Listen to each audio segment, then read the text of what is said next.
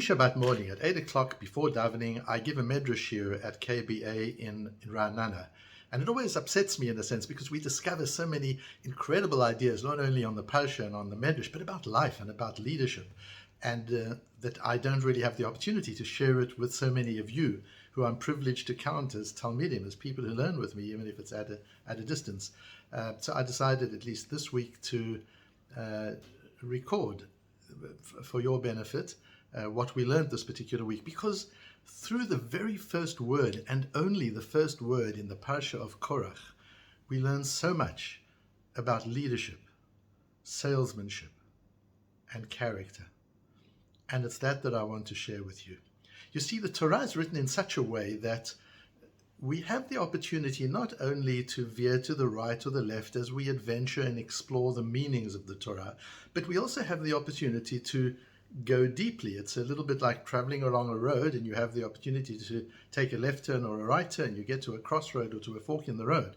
But there's also an opportunity when you're in a third dimension framework to be able to go left or right, and the opportunity to go deep.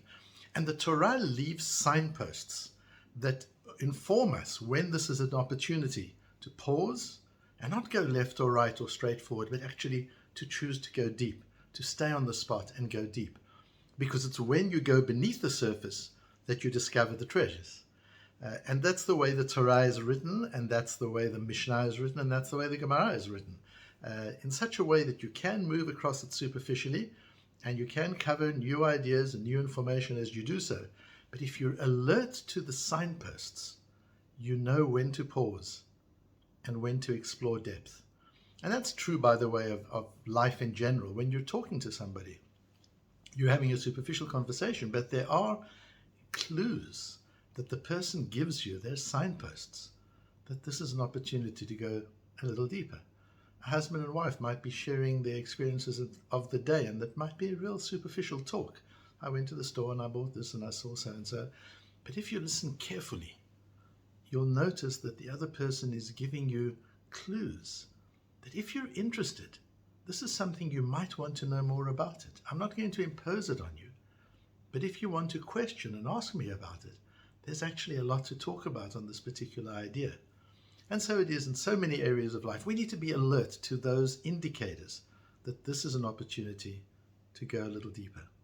And we have such an indicator, we have a signpost in the very first word, in the very first sentence of the Parasha of Korach, where the Torah starts with the Parasha with the word Vayikach, and he took, and then proceeds without there really being a clear subject or object. Who is the he, and what did he take?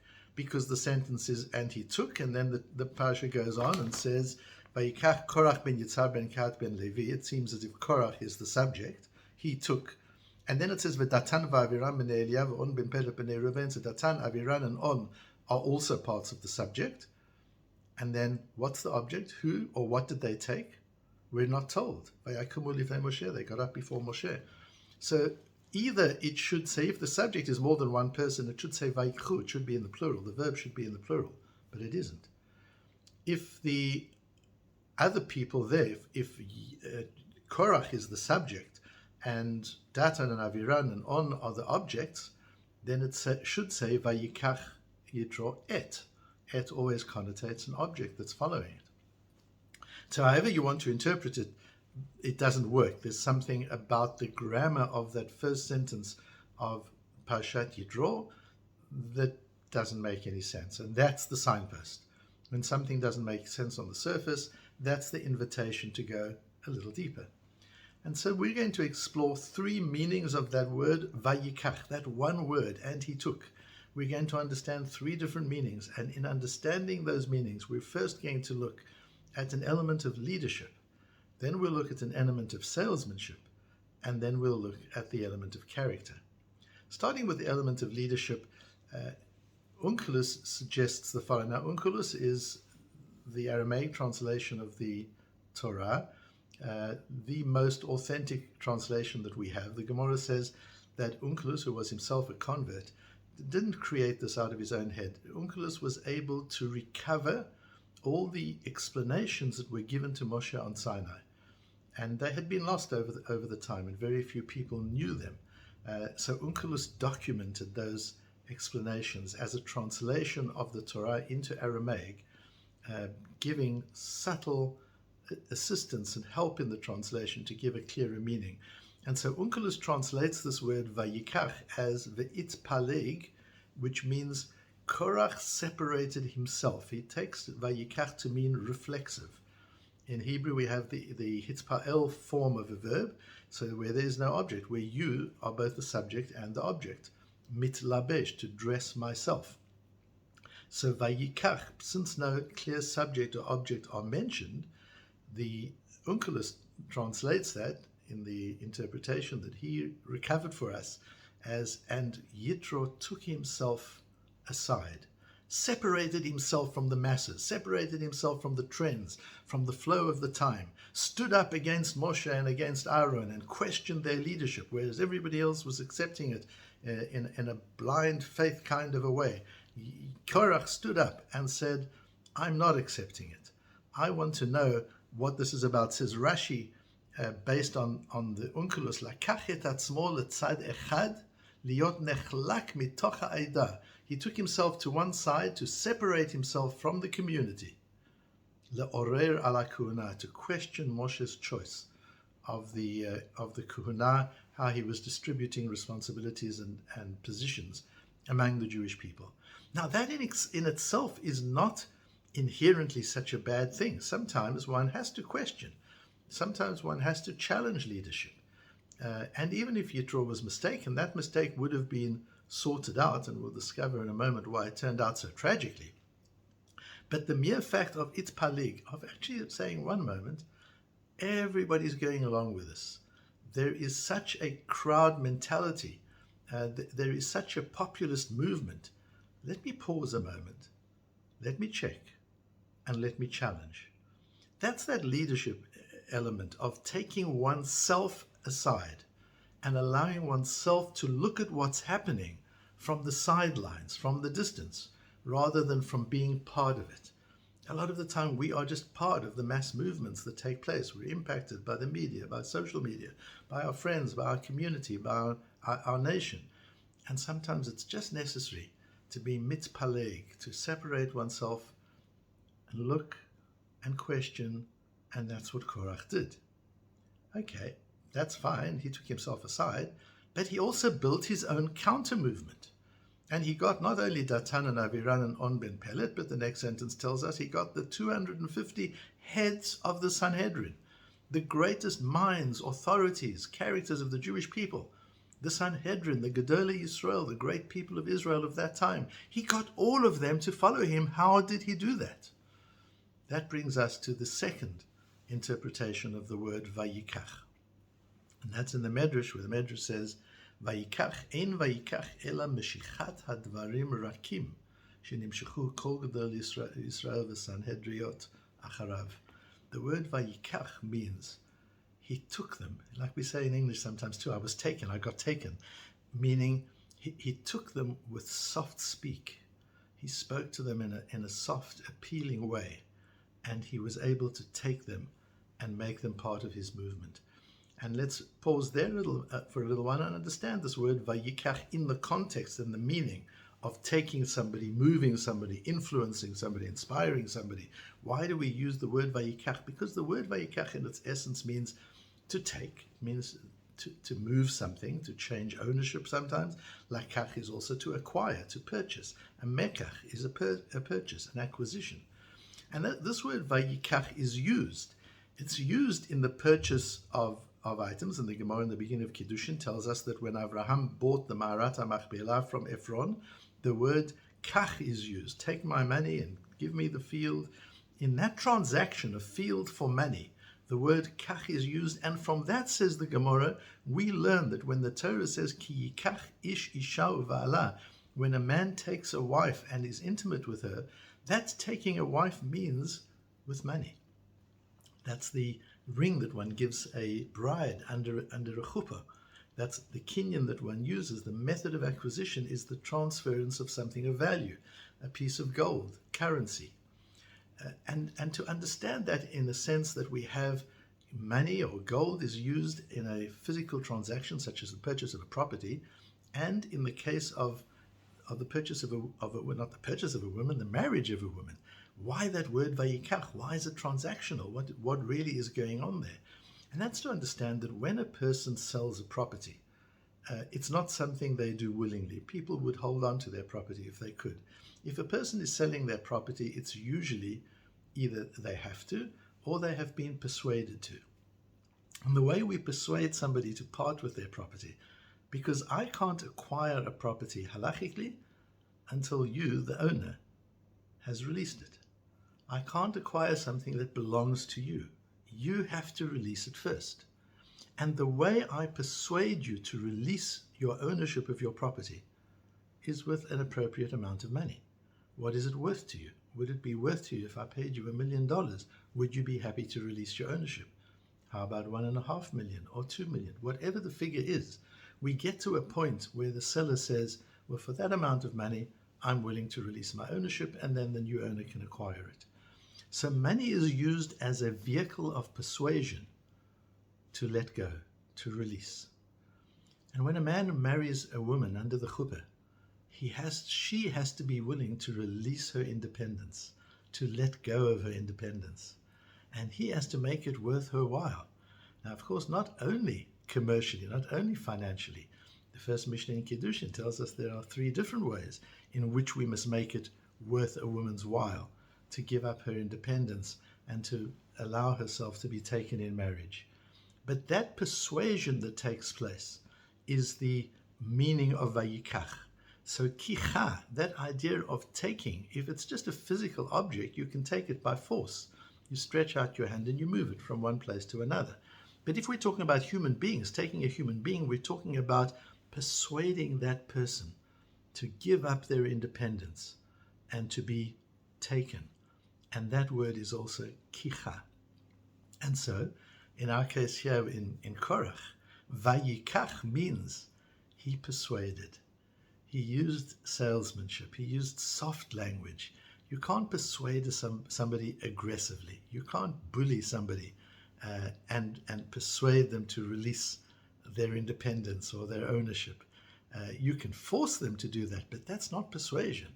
The idea of vayikach is to persuade somebody. And just as currency is a form, or money is a currency of persuasion, I can persuade somebody by giving them something of value. Words, too, are a currency of persuasion. And that's the advertising world. The advertising world understands I've got to persuade you to let go of your money in order to buy my product. And the softer the persuasion, the more subconscious it is. The softer the persuasion, the more it comes under the conscious radar and is able to really impact the person's decision-making process. And that's what Korach knew how to do. He knew how to speak to the Rashi Sanhedrin, to the heads of the Sanhedrin, the leaders of the community, in such a way that they didn't even detect that they were being persuaded. Really important that we understand and are alert to that. On the one hand, we need to know our own power of persuasion, that we can inspire people to move, to make choices, and we can use that for good. But we also have to be alert to, when are we being seduced? When are we being persuaded? Is the person talking to me, does this person have any personal interest in the decision that I'm going to make? If the person is trying to persuade me to go to yeshiva or to send my child to yeshiva, and they have no personal interest in that, they have no benefit from that, I can begin to take them more seriously, as we learnt in a recent Matmonim shir. But if they have an interest, if they're going to make some money or a commission out of my decision, out of my choice, then I've got to be aware of the fact that this might be a kicha, this might be a person trying to take me, and one has to be alert, one has to have one's senses open and ready to be able to detect any of that intention. So what did Korach do? He took himself aside, questioned the process of promotion and attribution of honors that was going on around him, and decided to challenge it. That's okay. What was the method he used to build support? He used persuasion, soft speak, psychological persuasion, to get some of the key people onto his side at the outset. So why did it fail? What was wrong? Here we come to the third one, and the third meaning of the word Vayikach actually appears in the Ramban based on the Medrish, because he challenges Rashi. The Ramban says that this idea that Rashi had, that it means, as Onkelos also says, that Korach took himself to one side, that's fine, but Rashi attributes that meaning to the Medrish, where the Medrish says also, Lashon Peliga, that he separates himself to the side. Says the Ramban, but that's not the meaning of the Medrish. If you read the Medrish carefully, the Medrish is saying something different altogether. So let us now look at the words of the Medrish. Let us learn the Medrish together. The Medrish is, Vayikach Korach, ma kativ lemala min ha'inyan. To understand this parasha of Korach, even this very first sentence, in fact, even the first word, you need to look at the context of the parasha. Yes, we just read this parasha on Shabbat, Parashat Korach, but last week, what did we end off reading? Don't start the parasha as if nothing came before it. Something came before it. What came before it was Parashat Tzitzit. And that's because Korach used the parasha of Tzitzit. When Moshe taught the parasha of Tzitzit to the Jewish people, Korach used that parasha as the means of challenging Moshe publicly, embarrassing him, and gaining following. Because he said to Moshe, what would be if a garment is completely covered in techelet, in the sky blue color that we put on one of the, or on the tzitzit itself? And Moshe said it would still need to have tzitzit. And Yitros and Korach said, but that's crazy. If one thread of blue is sufficient for a beged, for a garment, if the garment is completely blue, why should it need anything more than that? And then he continues and says, if a house is full of Sifrei Torah, would it need a mezuzah? And Moshe says yes. And Korach says, but that's crazy. You want to say that two little parashiot from the Torah on the mezuzah is enough to allow the house to be used, but if the house is filled with complete Torot that have all the parashiot of the Torah in it, that still needs a little mezuzah on the door? That doesn't make sense. And so clearly, Moshe, you've been misleading us. You've been teaching us laws that aren't rational. They don't make sense. And I believe in a rational God, says Korach. I can't believe that Hashem would have given us laws that don't make sense. So I must conclude, Moshe, that you've made up these laws yourself, and that you are persuading us on a system of halacha which was not given to you by Hashem, and we're challenging your leadership. And so he uses the rational mind, he uses philosophy, he uses logic to question the authority of Moshe's teaching. And then the Medrish says, Hadahu dichtiv, and that's why this parasha opens with the word Vayikach Korach, and Korach took. Ein Vayikach ela lashon peliga shelibo lekacho. Vayikach means separateness, that his heart separated him and took him aside. What is the Medrish saying? So the first part I understand. The Medrish is saying that Korach used his powers of logic to challenge Moshe's authority. And that's why it says Vayikach. And that's why. So to understand the Medrish, what the Medrish is saying is, you might think that Korach was driven, motivated by a philosophic problem, by a problem of logic, as he in fact puts it to Moshe. You're teaching us something which is irrational. Why should a house full of Sifrei Torah still need a little mezuzah on the door?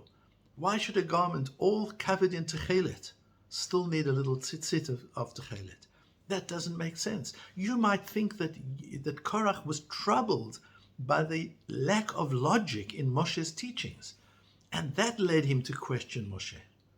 Now, says the Medrish, libo lekacho, what really set him aside, what was mastering him, what was motivating him, what was driving him, what took him aside, was his own ego, his own desire for position and for status. So just as we said a few moments ago that when somebody's trying to persuade you, you should check, do they have an interest in your decision? Because if they do, maybe this is seduction. But the same applies with ourselves. When we're in dilemma, do I have self-interest? Is self-interest driving me to question? Is self-interest driving me to be in the situation of dilemma? Or am I really, honestly dealing with an objective issue that I need to understand and that I don't yet fully understand?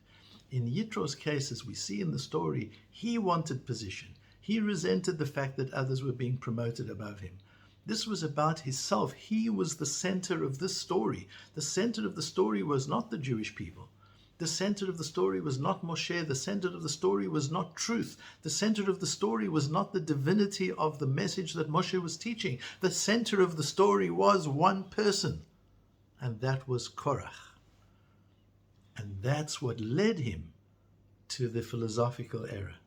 That's what led him to the rationality. So sometimes we hear an argument which is very rational, and we get into the argument and we argue backwards and forwards. Does God exist or doesn't God exist? And there's a whole rational discussion. But the first thing we've got to check is, why are we having this discussion? What's driving this discussion? Is it really a quest for the truth? Or is there some personal interest in getting to a particular answer, to a particular solution? Because our ego distorts our logic. When the thinking starts with our emotions, the thinking starts with our feelings, the thinking starts either with our ego or deep in our honest soul. When the thinking starts in our ego, when we're motivated by emotions of jealousy or anger or defensiveness, we must know that as logical as we might sound to ourselves and even maybe to others, the logic is not where the error is. The error is in the foundation of the logic, which is what's driving it and what's motivating it.